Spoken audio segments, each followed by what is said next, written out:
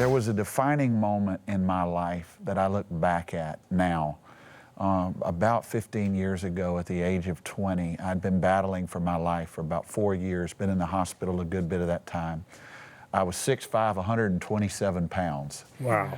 And the doctors called me in with my parents, and I was with my mother actually that day, and the head of my nephrology clinic said, "We want you to know, Miss Stockstill, and you, Joel, that we believe if you do everything we tell you, you'll live 6 months. If you take your medicine, do your treatments, eat the right diet, you have about 6 months max to live.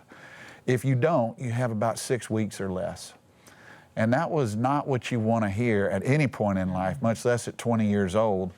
And that moment was kind of a microcosm of what was to come in the whole story of my life, because in that moment, out of my spirit, man, came a verse. I didn't know where it was. I didn't know the Word of God like I do now. I hadn't been reading the Bible every day for years.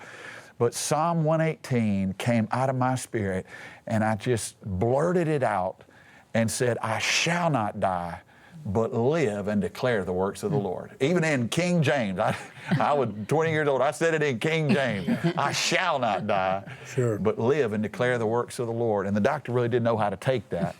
But I saw him 6 years later, and that's what had happened.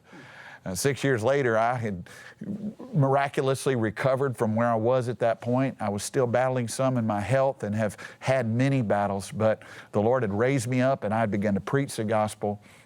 And my whole life has been that back and forth of the enemy trying to say it's over, and then the Lord just strengthening me supernaturally and saying it's not over.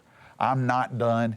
And John chapter 9, verse 4, the time will come where it's night and no man will work, but right now work while it's day. And I've just lived by that. I've just said, you know what? I've got breath in this body. I'm going to continue to declare the gospel, because once I go to heaven, I won't be able to reach another soul. I won't be able to help another hurting person. So I got to do all I can, and it's given me an urgency to do the work of the gospel. But that hope has stayed alive all these years.